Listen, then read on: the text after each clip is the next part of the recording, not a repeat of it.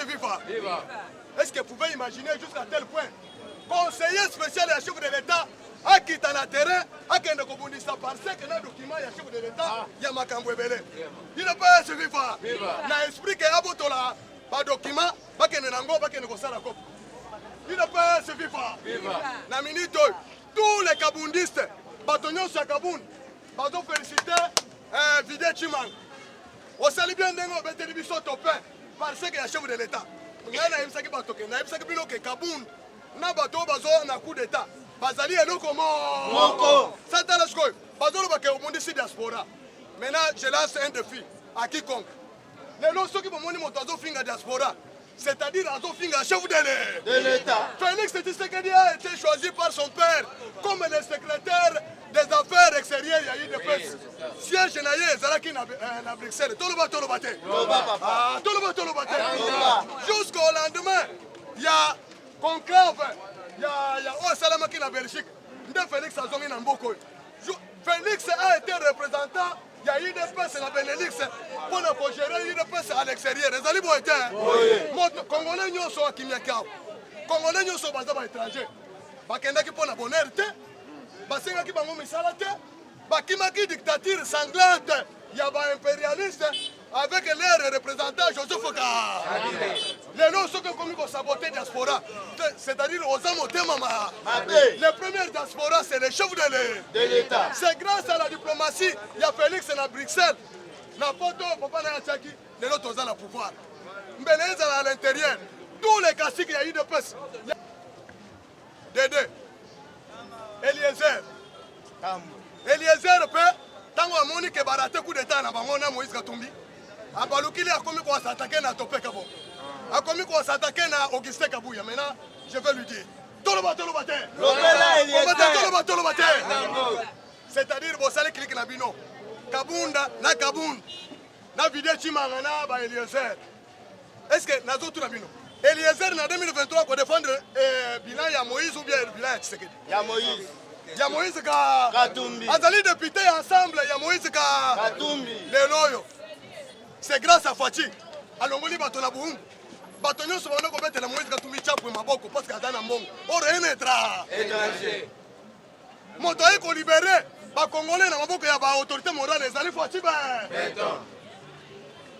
Moïse Katumbi a dit qu'il va Congolais en otage, non?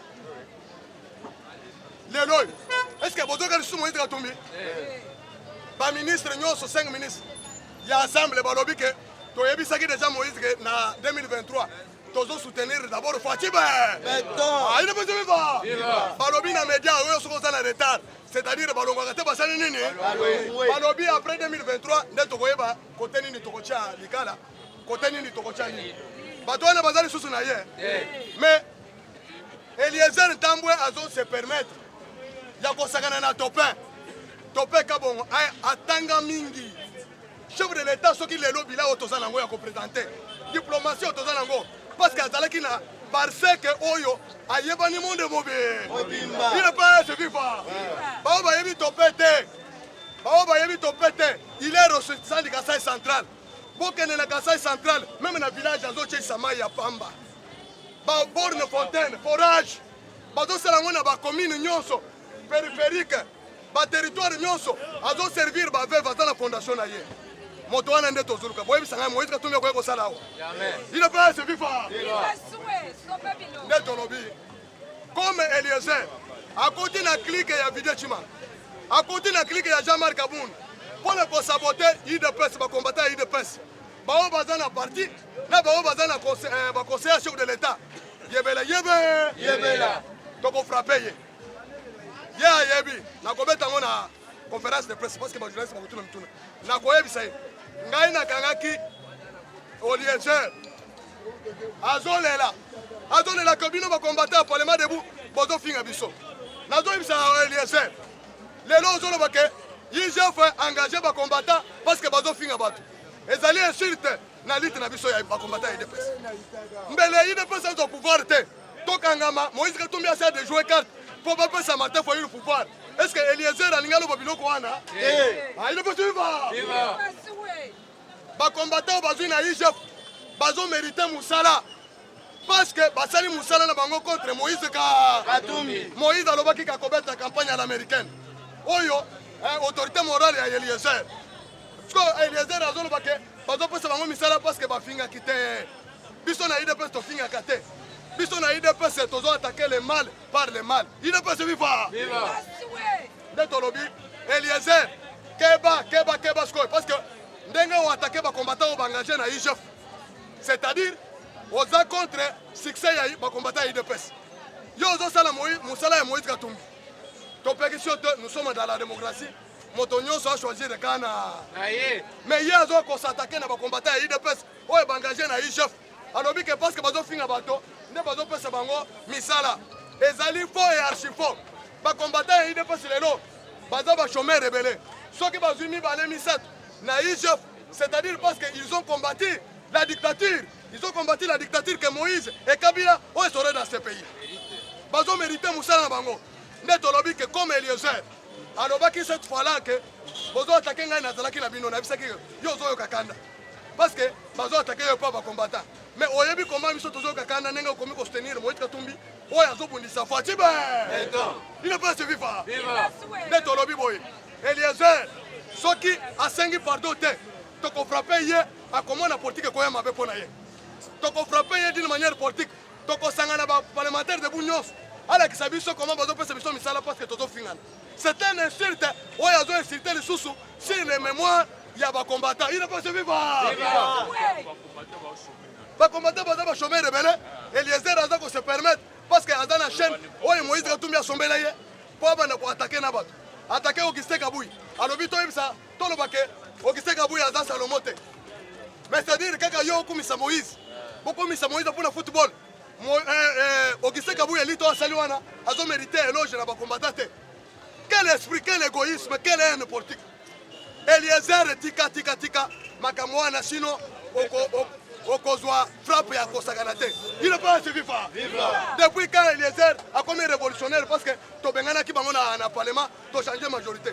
Mais le to changer majorité biso ba combattant. Est-ce que Eliezer a linga comme parlementaire et révolutionnaire? Ah, il ne peut pas se vivre.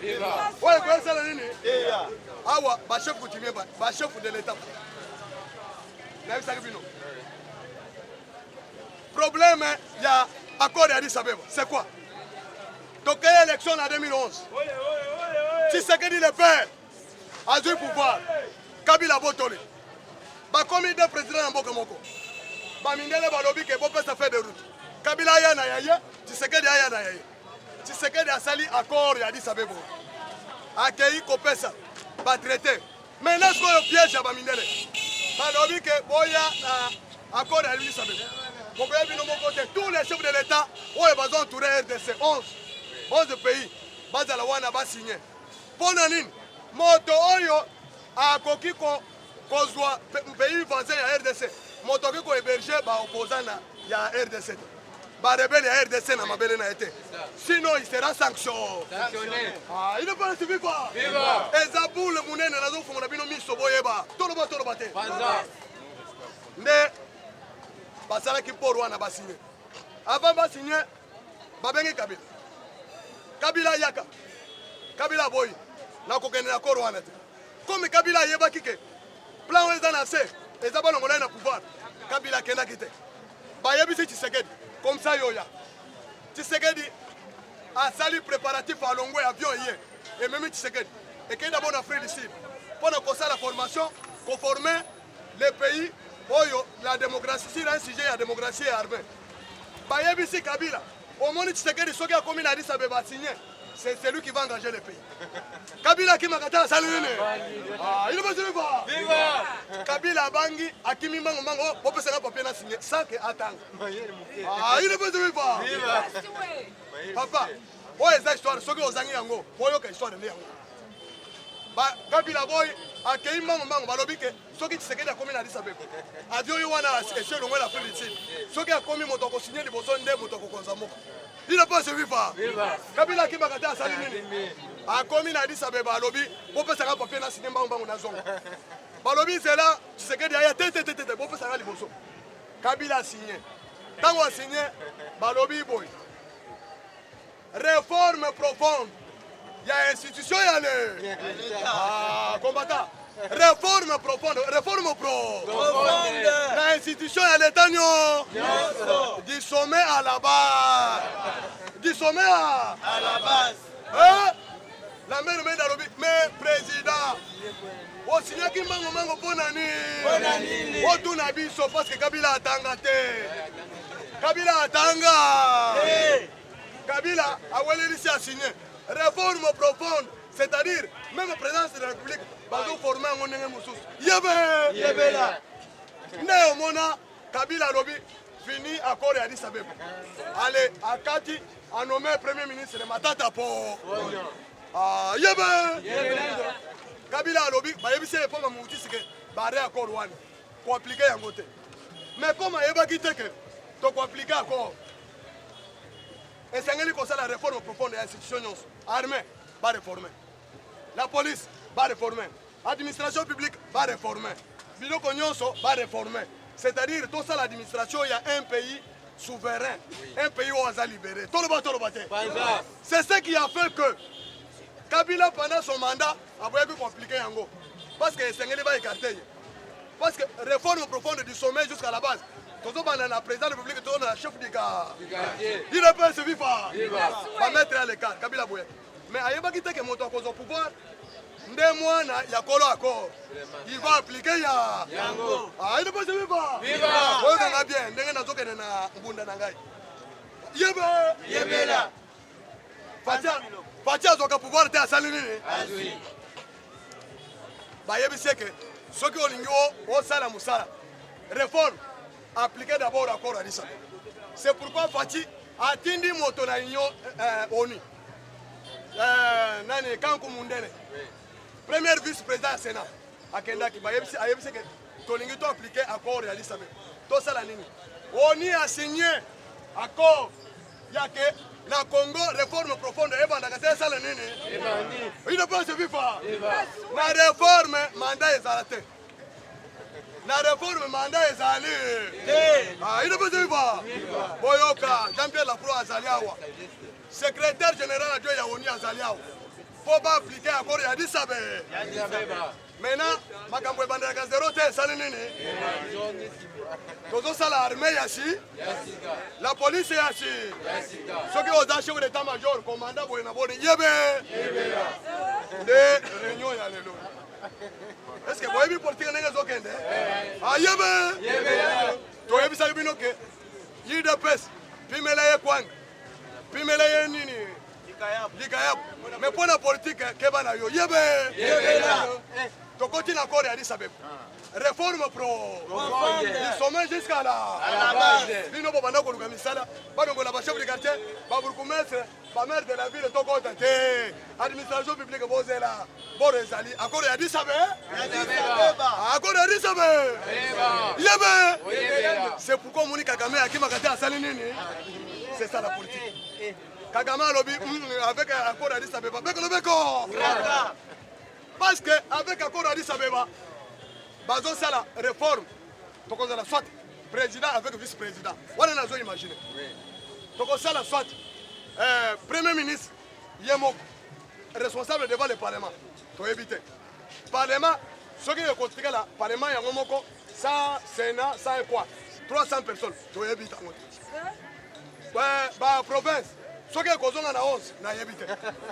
Ceux qui ont construit la Nini, il ne peut se vivre pas.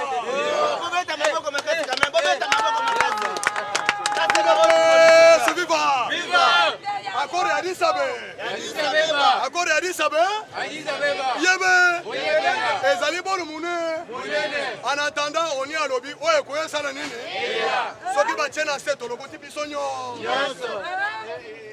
Voici. Bon, on a qui le colle à moi na muke. Mandat est bandagate sali nini? Ceux qui bolandi bien. Bamindele nyos. Que ce soit les Américains, que ce soit la NAN, Barobi, transition politique. Transition pour politique. Transition pour politique.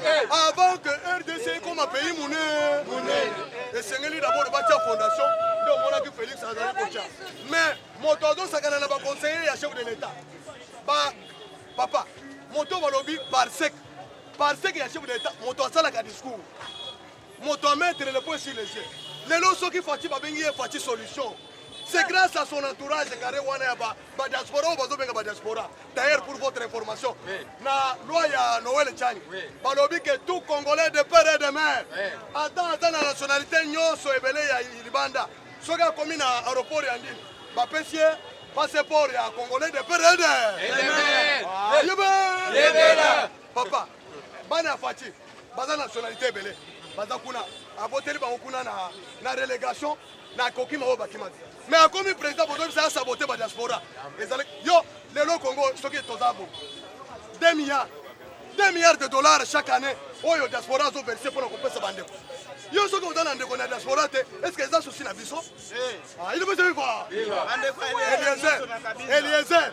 Ce qui est dans la diaspora, est-ce que les talibis sont? Papa, d'ailleurs, ce qui moi dans la bino dans la porte d'autres moyen quelque chose. Ce qui est l'autre pouvoir de la diaspora, c'est le mabe. Tu sais que le père, tant qu'on va nous faire la moussala, biso todo sala, bino bozo cotiser 500 francs. Mais tant que tu sais que va nous faire l'opposition, là n'a pas nous faire mongo. Tozala ki na ba ministre, tozala ki na ba député. Kaka ba diaspora wana ne ba na ko financer. Les lots fin la diaspora, c'est-à-dire aux ingrats. Aux autres saboter même l'idée à l'île de peste. Ce qui ne peut pas résister, c'est grâce à la diaspora, non? Il n'a pas suivi pas. Alors nous étions maltraités par Mobutu, par Laurent Désiré Kabila, par Joseph Kabila Kanambe Kassembe. Les gens sont sabotés. C'est viva! IDP, c'est viva! Viva, viva, viva! Tshisekedi, héros national, Félix, chef de l'État, Béton. Fatibé! Combattants et combattantes, pour éviter de se la bien. Mais, tous les 50 qui étaient par rapport, il y a dire, il y a un dégo Eliezer Tambouelier. Eliezer, c'est un villageois tout fait. Moutaouta la cabinda, d'ailleurs pour votre information. Sauf qu'ils ont la bataille, parce que quand Kambo est compliqué avec Moïse Katumbi, Eliezer en fait partie. Azap parmi les hôtels, ailleurs espionné sur la carte IDPS. Pour Abima député, félicitations, la CEP n'a vu sur IDPS à l'époque. Pour voir quoi aligner. Pour que c'est un traître. Azam Moïbi, Azam Katumba Tindi, pour espionner Bisso. Lélo Awa, il se permet de dire n'importe quoi dans la présidence. Donc, aujourd'hui, IDPS est au pouvoir. Soit que c'est grâce à la diaspora, soit que c'est grâce. Il y a M. Topeka Bongote. Vous savez, un parsec du chef de l'État, et ça, Moutou a joué un rôle marquant comme le chef de l'État. Sauf que le monde, il a eu sa fatigue béton, parce que parsec n'est pas Makasi, parce que l'entourage n'est pas Makasi. Parce que l'assistant n'est pas Makasi. L'assistant Michel, c'est un garçon qui travaille mieux. Bon. Fidé Chimanga, et là, ça lie les aboyés. Faut boyer bango. Boyete. Oye koya. Biso totambo ka fidé Chimanga tagani na zando awa. Poza ba témoin. Babengi ene ke fidé Chimanga yewo. To mema etu ene awa atambo na zando pour ma kompeteli zando. Eza mutu oyo abane ko tambola en contre courant le chef de l'État. Parce que mutu oyo atika jamais qu'on dit que caméra ba kangese fidé Chimanga. Il était contre ça parce qu'il y avait que comme la caméra ça qui nini. Lelo awa ba monter kuna bango. Ye fidé Chimanga. Jean-Marc Kaboun. Eliezer, na batimusu na Moïse Katumbi azanga raté. Na Kabila oyo, ya bazana kati. Échoué, et tiens bango vertige, allez, akomi ko s'attaquer n'importe qui. Mouto lo babe comme bitu, c'est politique na bitumba. Politique ezali comme ya bargimba au lobby, kape na lobby. Oche, débat ba kelon na beti yo, na débat. Et là que le comme yango présidence. On mettre la président Maboko.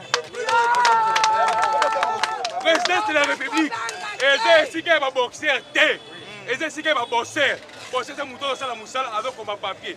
Il y a une vidéo qui m'a pas ça à comme un discours ça. Tu as une capacité d'être très bien. Conseiller stratégique, Sali Eloko.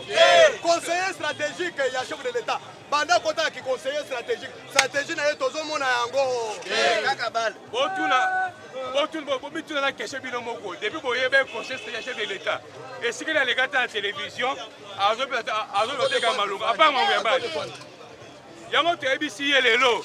Atika poste wana azo ngombe ngombe imana ala ne mbabale. Politique ko wingi na ye. Akeba Topin Kabongo azamona IDPS. Céline Oyo et Salam Moussa Makassa en Europe, la Belgique. C'est Topin qui était président cellulaire. Abundi Makassi pour l'Amboka Oyo. Tout en comparaison à niveau. Il ne faut pas se pouvoir par force. Mais était ce qu'il dit avec que non, tout c'est une non-violence. Vous savez combien il a risqué, combien il a dépensé. Moutobongo, Togo Sepe la terre, attends Moukete, ton père rien à Kachamboka Oyo. Simple Eliezer. Eliezer, mi batela. So ozanga ndeko na diaspora taliyo. Kende kwa bande na kabila le bamba ya nzikula ndenge mesana. Awa, ton passa mudinga na yote, il est plus intelligent que toi. Yo ozo falloir le logo moroté. Depuis qu'on s'en en parle pas pour le de salam malonga. Mon chef des hommes dit ça. À l'époque, c'est une émission de François Koka. Journée c'est mon début to yeba yo lingala. Na assemblée le baganga lingala. Ndoki. Voilà lelo la soukia mais la personne mise en garde. So continue kaka. Oh yeba. Oh c'est première leçon, premier épisode. Oh ça a mouké, ça sur 3 minutes 4 minutes. Mais oh koya. Oh koya. Na relaxer que non ngana ta mona IDPS, ata mona logistique abuya. La Chine a lobela yango kala. La zozonga yango pour la deuxième fois pour ba Congolais ba yoka parce que malentendu eza ebele. Tozomona soki batumi bale bazobunda. Ne faut pas kolobate o aza makasi koleka oyo, o aza na makasi te. Esengeli d'abord koyeba qui a tort, qui a raison. Nde tango wana bokoyeba ko séparer bato wana bien. Awa Topin Kabongo azali parce que ya chef de l'État. Que dit parce que c'est-à-dire moto ya bilamba ya chef de l'État. Didier Timanga aza conseiller spécial en matière stratégique. Différence eza moulayi. Comment batumi bale wana bakoki kokoma na ndenge ya kopwata. C'est-à-dire il y a quelque chose. To sali enquête, to découvrir que Didier Timanga, Moïse Katumbi, Vital Kamerhe, Joseph Kabila na équipe na nyonso, Eliezer Ntambwe, basalaki plan ya basala coup d'état. Comme le coup d'état a échoué, c'est-à-dire maintenant il faut pas recourir par force musculaire. Or, Fati Beto n'a pas droit à erreur. Ce qui est moni, ozo tamola na mwana, moto abeti mwana na yo. Abeti mwana te, azo provoquer yo. Ce qui moto abeti parce que y a chef de l'État. Abundisi parce que y a chef de l'État sur le lieu du travail avec les documents à la main. Moto wana abundisi chef de l'État. Jean-Marc Kabunda Kaboun, pour s'attaquer au chef de l'État, il a commencé par attaquer les diasporas. Il a commencé par attaquer les gardes républicains. Chef de l'État. Aujourd'hui, Jean-Marc Kabunda Longwe na plateforme nyonso ya WhatsApp, ya groupe parlementaire IDPS, ya bureau de l'Assemblée nationale, na parti ya IDPS à Longwe. C'est-à-dire il ne fait plus encore partir ya IDPS. Maintenant tout le monde doit comprendre que ceux qui sont parlementaires bazoloba pambate. Na lobby ngo pona nini? Parce que Eliezer Ntambwe se permet ya kosakana na Topin mais c'est Topin. Or Eliezer Ntambwe zo sakana na nani Olivier Kamita tout est osa parce que il y a Moïse Katumbi. Il ne peut pas oser s'attaquer à Olivier Kamita. Mais il se permet il y a pour s'attaquer na Topin osa parce qu'il y a chef de l'État. L'institution chef de l'État, président de la République, c'est une institution sacrée. Mais tokoki ko permettre tina banyama. Basakana na yango te. Lelo yo moto pesi Congo valeur. C'est Tshisekedi non? Tokoki ko ndimate que Tshisekedi azala humilier chaque fois. To uti na makambo ya FCC pour na ko humilier chef de l'État, tozonga na makambo ba Eliezer. Tozonga na makambo ba Didier Timanga. Nous sommes contre ça. Tolobi boye. Tolobi boye. Comme Eliezer, Didier Timanga, baza ko s'attaquer na ba parce que ya chef de l'État. Parce que bayebi que bato wana bazo sala force ya Tshisekedi. Tozana bango biso ba combattant. Eliezer a battu campagne pour Moïse Katumbi à l'américaine. Moïse Katumbi a battu campagne pour le Martin Fayulu. Pour ne pas quoi biso. Mbele ba combattant o Eliezer a komi ko sakana na bango. Que ba pesi bango misala na IGF parce que bazo finga bato. Biso tozo finga bato te. Eliezer mbele attaquer Topin Kabongo. alinga mona totanga komona ete azopesa te biso tozoatake Kabila tozoatake bamindele oyo baza nsima Kabila oyo baza contre l'intérêt du peuple congolais. Eliezer c'est un peu mouche comme Martin Fayulu, il ne pèse pas. D'ailleurs soki Eliezer alinga sakana nakopanza secret ayebi place tokutaki na ye mpo aintégrer union sacrée nayebisaki ete ayaka mpona kozwa mbongo akota na union sacrée mpo atrahir Moïse Katumbi. Qu'est-ce qui empêche atrahir biso lisusu? Il n'est pas sincère, il n'est pas constant. De l'autre côté, Azo Salaboui. Comme à s'attaquer à Auguste Kabouy. Alors, que Tokumisa Auguste Kabouy était Tokumisa Moïse Katumbi. Il y a Eliezer Azo Kumisa Moïse Katumbi pour la balle. Mais Auguste Kabouy, Aza, patron, il y a parti présidentiel. Comment va combattre Kumisa Auguste Kabouy? Et ça, c'est la Kanda pour Nani. Nazo mettre en garde Eliezer. Biso Tokipakate. Il y a un parlementaire assis, moi je suis parlementaire debout. D'ailleurs, Eliezer se permet, je suis parlementaire révolutionnaire. Non, les révolutionnaires, les habits sont révolutionnaires, le pouvoir en Genève. Tu Kabila a remettre le pouvoir. Moïse a Kimakit, Moïse a Yende Koya. Bangoba Yende Koya, les Moïse a sali diplomatie, est-ce qu'il a eu le pouvoir? Mais bis sont les combattants. Eliezer a saboté que Toto Fingalwana n'est pas au pouvoir. Eliezer a sakana na bisote. A sakana na Olivier Kamitatu. A meka ko toucher topete. Maintenant tu comprends que l'ité ya bato bazo contre le chef de l'État comme baraté coup d'État. Maintenant balingi ba frariser entourage na ye. Maintenant toza na bango toyebi bino ko na bino. Toza na bino. Vidéo ti mankeba. Bato ya Kabunda bazo kumisa yo. Ndengo obeti tope. Bato ya Kabila bazo kumisa yo. Ndengo obeti diaspora. C'est-à-dire que ça clique na bino nyonso contre entourage et chef de l'État. Mais chef de l'État est mon côté. Topé, c'est quelqu'un, c'est un bâtisseur. Topé, il a chef de l'État na Kananga. Misela Topé, n'est sauvé honneur, il y a tourné na biso. Topé a tié forage na ba village, na ba commune où ma ezate boyebi souffrance à mai na Kasai. Mais Topé a zana fondation et autres mai partout. Topé a donc s'occuper na ba orphelin. Fondation Topé ko s'occuper na ba veuve na ba vieillard na Kasai central. Jamais à la kate, société ya malonga à la kate. Mais vidé timanga, yo ta mère na yo za belge, to boité. Mais papa na yo za congolais de père de mère kassaïen. Qu'est-ce que tu as déjà fait pour ton père au Kasai? Eliezer na Kabinda chef de l'État zangi tina nzela ko tango. Osali na musala na Moïse Katumbi pendant longtemps. Zela nini osali? Moïse a sali zela nini na Kabinda. C'est-à-dire bossa kana na chef de l'État. Bossa kana na topete. Bossa kana na entourage à chef de l'État to yebi bango nyos. Banata, ba Michel, bazawana, tout le monde est là. Tolobi que bozonga sima. Biso ba combattant IDPS, soit que toza mobondo. Nous sommes au pouvoir, nous sommes à l'opposition. Boko sala biso elo côté. Lelo yo ba mindele ba komi koya. Tango Moïse azalaki à côté à Kabila, ba mindele ba yake ba président mususu ba yake. Papa yake. Est-ce que Rode Belge yake? C'est-à-dire tozo bisabino que Eliezer Kebana yo. Se retiré oyebi matière ngana ebisaki yo. Na couloir, oyebi place na ebisaki yo ke. Eliezer yo oyebi kana o tozo na ngopona yo ndenge o trahir. Combat ya IDPS wazo mema yo na Chipoy. Mais au komi ko betela Moïse Katumbi maboko un étranger. Maman na ye zambienne, papa na ye juif. Olingo na kisabiso nini Eliezer. D'ailleurs vous êtes aliénés. Mais oui. Vous tous batonyo so oyo bazasi ma Moïse boza aliénés. Mais biso nous défendons les valeurs. Nous défendons les valeurs. Olo ba ke ba combattant, ba pesi bango misala pona nani. Je demande à tous les combattants, tous les parlementaires debout. Tous sangana eloko moko contre équipe oyo. Top profiler ba stratégie. Journaliste Loba. Pour l'Assemblée. Par ton père, par sec, il y a chef de l'État. Par sec.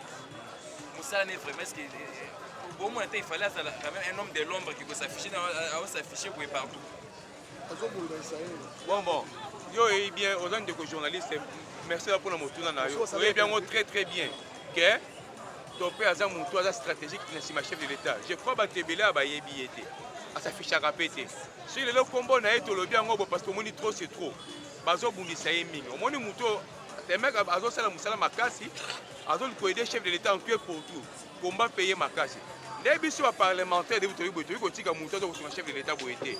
Il faut tout le faut te donner ça en Balobaka. So au moins ndoki belelaï. Tu comprends? Hier moi personnellement Marambo todo lo bayatini bisote. Atini bisote. Bisomo to monique. Non. Trop c'est trop. Parce que e banda kaka boye, esuka kaka mabe. Faut mettre bele na bandeli. mais bitumba ngo babundaki entre ye na conseiller chef de l'État. Les attaques babundaki na mutu libandaka ye na conseiller chef de l'État, mais pourquoi attaquer conseiller côté la Parsec? Bon, te na côté la te. Ça koyeba que non, au moins bato bundi. Ata yo ne boza binu na bande ko boy. Boko bana bitumba sikoya. Côté bana bandaki bitumba. Ozomona. Boko ça discussion débat politique, tout ça va débat sur la. Atanga na collègue na ngao, tout ça va débat politique. Ça doit sortir sur là et là pour retrouver conclusion pour faire moninga ba argument mususu. Bon, c'est comme ya makofi mususu ke ko attaquer moninga to condamner oyo ke ko attaquer na moninga wana. Mais ko s'attaquer wana et c'est apamba te. Omoni ce que mutaki na plein mabe et ka échouer. Yeba comme en agitation. Comme ateli kamuke bolé, diko fimbala moko. OK, ba vanda banda kala makofi bimate. Et comme il y a les lots, les mecs, les plans plaisent avec échoué, donc c'est le vertige bongo. D'ailleurs, nous avons complété mon inga. Pourquoi Biso Tozo Tanga Kombo a topé Awa? Parce que tout le monde dit que Monsieur Topin, Moto, Bomba Sekele, il y a chef de l'État. Ils doivent être protégés, non pas exposés sur la place publique. Ndenge, vidéo et tamboli, vidéo, tu m'as entendu vidéo. Ndenge a bêti, Topé, tu m'as. C'est pourquoi. Yo zo condamné biso mais tout na conseil national de sécurité o suspend vidé timanga ko ko nyata lisusu na cité de l'Oyate vidé timanga a comploté contre le chef de l'État depuis Kala bino boyebité azamo te Vital Kamerhe il a comploté avec Vital Kamerhe ba mo chef de l'État na poison ba ko quitter ba sali coup d'état ba ko quitter nde biso tolobi comme Topin azamo na IDPS ya makila président cellulaire ya Bruxelles. Comme les bâtonnons sont les chefs de l'État, les conseillers chefs de l'État sont obligés de moquer. Est-ce que aussi au Yébi, les conseillers, il y a chef de l'État, il y a caméra, oui, ils ont attaqué Wana, mais les flèches sont dirigées toujours contre l'IDPS. Comme nous sommes les défenseurs de l'IDPS, les défenseurs de l'IDPS, nous défendons tout le monde de l'IDPS, malgré Moussala Ouazale Kouassime. Même ceux qui les défendent les chefs de l'État. Est-ce que Tozo n'est pas chef de l'État? Tozo l'était, mais Tozo défend l'intérêt général. Ndé Tozo défendre M. Topin. Moto c'est qu'on a topé. Moto ce qui a mené sous Topin. Tout le monde qui est moto a l'ingaz. Je vous avais dit ici que Bajiero Bakota n'a pas Kaboun. Bakenda contre un document très sensible. Mais document wana n'a pas mon langue ezali Topin Kaboun. Maintenant bato ya Kaboun da bazaki kana makasi contre Topin. Attends le document. Batindi est infiltré. Nani vidéo chima. Kendo bundi sayo boto la document. Moi j'étais là. Atalaki na document na poche. Nani Nalipeka. Tango bazo mundi support document ko ya vidéo chima ngazo. Maintenant heureusement que ba mwana bord. Ba yebaki déjà plan. De ba cheka le vidéo chima c'est là. Tika ba papier. Nde tozolo baboy. Ko banda lelo. Vidéo chima. Eliezer Tambo. Te tozo makambo ya toboinda ko toza parlement changement de mentalité. Tozo éduquer na ba parole. Eliezer, oyebi place na ebisaki yo na couloir wana. Oyebi place wana. Oyebi place wana bien na kutaki yo. Place wana na kutaki lisusu oya Moïse Katumbi mususu nani. Oyo mannequin ya Kabila oyo nani. Ancien mannequin ya Kabila. Francis Kalombo. Na ebisaki yo la même chose. Oyo na ebisaki yo top. Nani Eliezer. Ngai pe na za na diplomatie makasi. Oyebi nga bien, tant on a zolo batala nga bien na miso matière, président Moïse Lukengo matière, président du parlement de changement de mentalité. Na banda depuis Kala Eliezer, na kona na IDPS papa na nga cellulaire. Na kona na IDPS mo na kufuta nga kalas, papa bana ko sala bato ya IDPS café. Oyo ko tanga sanga te. Yo ko ba ke oza doyen na IDPS te. Yo IDPS osio kimi ko tamona kindumba e pa Moïse. O se prétendre le sous moto ya IDPS. O se kana na Augustin Kabuyi. To boyi. Augustin Kabuyi est un autre mentor. Pour le moment, il représente Etienne Tshisekedi. Nous sommes pas chef de l'État, dans la poison. Après moi, le chef de l'État, ceux qui topent à l'objet, après c'est un ordre de l'État, les commis à topé. C'est pourquoi topé est cible à Batonyoso. Oui, parce que ne pas coûter un chef de l'État, parce que mon ayete, parce que mon que topé n'a pas la bangokan. Or, ce n'est pas ça. Mon oiseau décidé à Zakolonda. Même Kabunda, Tindenga qui est 3 ans. Alors, qui a quoi mangai? Biloko nyonso na sali pour soutenir IDPS, hiérarchie du parti. Kabunda ne m'a jamais reçu. Ça c'est un lobby. Président, biloko nyonso sala kamona kanga. Et puis ezanda kuna ngaite ezanda ku ya Kabunda. Mokola konima, ye mokonda ko pesa ordre ayamba yo. C'est de même avec Tshisekedi. Ce qui Tshisekedi ayambi yo te, eza problème ya topete, ya michete, ya natate, ya bato wana te. Bozo bu mabango pamba, bozo ina bango pamba. Nde da lobby boy. Yebisa Vidé Chimanga. Vidé Chimanga a un conseiller spécial en matière de stratégie. Combien de notes à ça la stratégie au chef de l'État appliqué pour réussir? Na memi yawa to yana na wenzao. Est-ce que Zandu basali yango? Ah yebe là. Minduki ya armement na kabeya ka Na Kamwanga. bazo sala to sali coopération bazo sala autoroute ya makada monano Congolais monate. Papa les hommes sabino avant to comme en 2023 bato mosusu bakokima Congo yo. Et c'est que bakimisi bango te bakokima parce que réalisation ko la makasi. Et nous allons réussir tenez boyi de se faire. 20 ans. Mutuna suka to bande ba président Christian Boyo sugisi pour compléter na mutuna. Mutuna yali boye. Bitumbo yali ezali entre Topin na Chimanga. Mais beaucoup ti ba Eliezer, ba Jama Kabou na kati. Ezali nini? Non, tu peux expliquer au fait. Les Cambozabo, yo to comprendre, des questions yo to comprendre. Au moins bitumbo ozomona wana, eza bitumbo ozomona misote. Eza mambo tellement na molili. Batu basala ki plan na bango. Pona ko contredire pona coup d'état chef de l'État. Donc ozomona vertige wana et comme compliqué bango. Yo ozomona eza kaka bitumba bo eza yango te. Eza ki babi ke no Topin oyo ayebi secret na biso. On prend ça de essayer de comprendre les gens na biso nyonso wana. Donc ozomona vertige nyonso wana. Ndeko Eliezer Kamune Zabo. Ndeko Eliezer n'est pas de l'UDPS. Ayaka à l'époque pour toi aligner dans l'électorat en tant que député de la Bissau. Parce qu'on avait déjà compris que non, c'est un traître. Azamoutou, Katoum Batindi, pour infiltrer Bissau. De te dégager une place. Bon, aujourd'hui, il s'est permis de s'attaquer à Augustin Kabouya, d'accord, il va bien le roi Salomon. Mais pour naïe, le roi Salomon, c'est Katoumbi, un étranger qui n'est même pas congolais.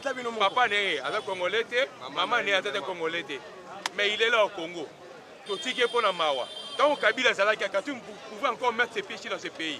Mais pas profiter de la bonne éducation chef de l'État.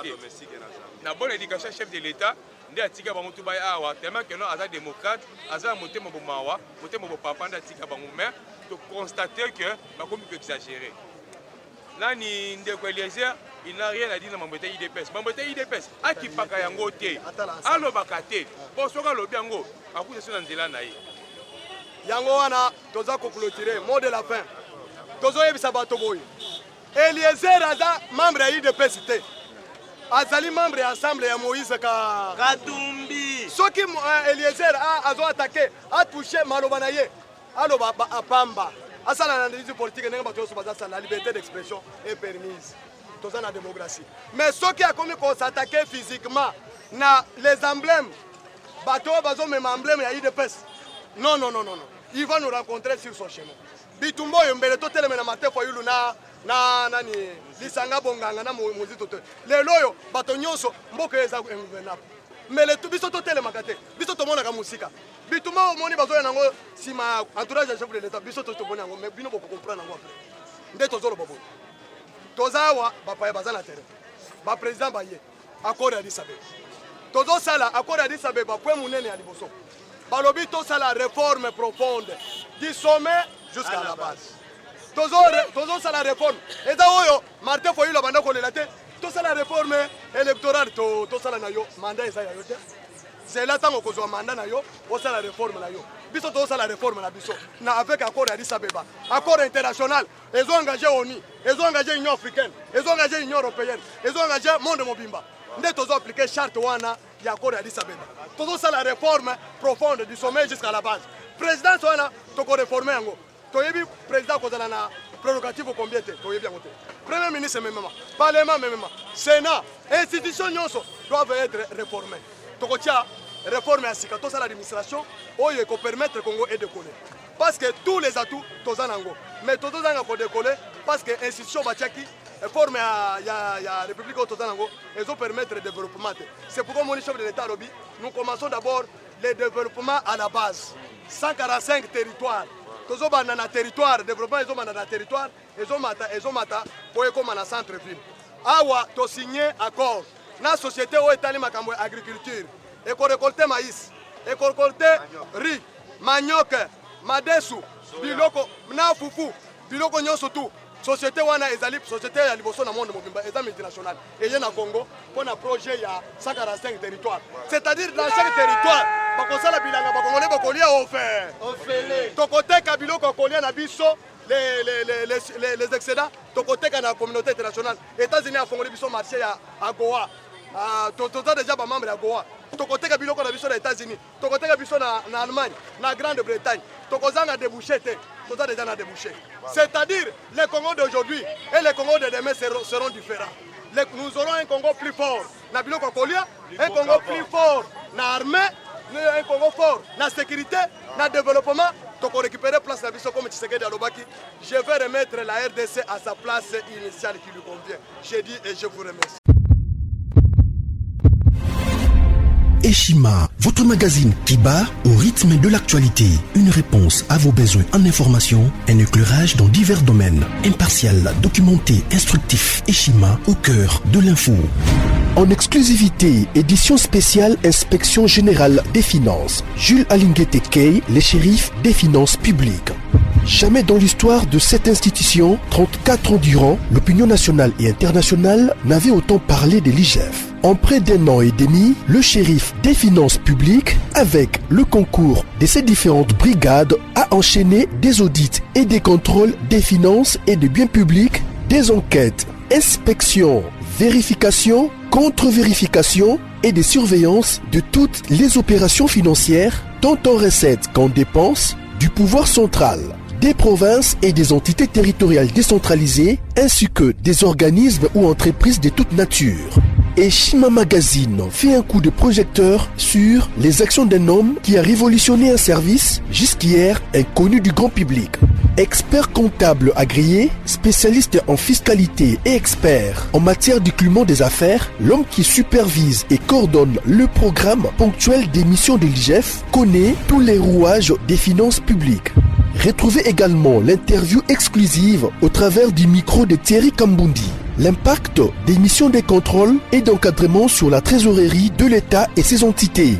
Des témoignages largement concordants et des avis crédibles des mandataires publics et des gouverneurs de province. Fifi Masuka, gouverneur intérimaire de la province du Lualaba, ministre provincial des Finances Lualaba, le ministre provincial du budget Lualaba, Lambert Mende Omalanga, PCA des lignes maritimes congolaises, DG Lucien Ekofo de la SONAS et Gabel Loubipa de l'OCC. En un an et demi, l'inspecteur général des finances, chef de service Jules Alinguete Kay, s'est investi en tant qu'instrument de contrôle des finances publiques pour implémenter la bonne gouvernance à tous les niveaux des institutions du pays.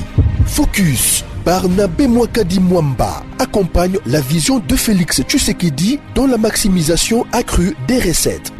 Nation, le nouveau siège de la SENSAP inauguré par le président de la République accompagné du chef des missions de la Caisse et du ministre de la Fonction publique. Interview de Claude Ibolanki et Colomba, coordonnateur du mécanisme national de suivi de l'accord cadre d'Addis Abeba. Force de patriotes, Honoré Mvula, une montée plus que réaliste en politique. Découverte. De la chronique musicale au journalisme politique, Marius Muunga, une conversion réussie. Retrouvez l'intégralité du magazine Eshima dans les kiosques. Eshima Magazine, un nouveau standard d'information.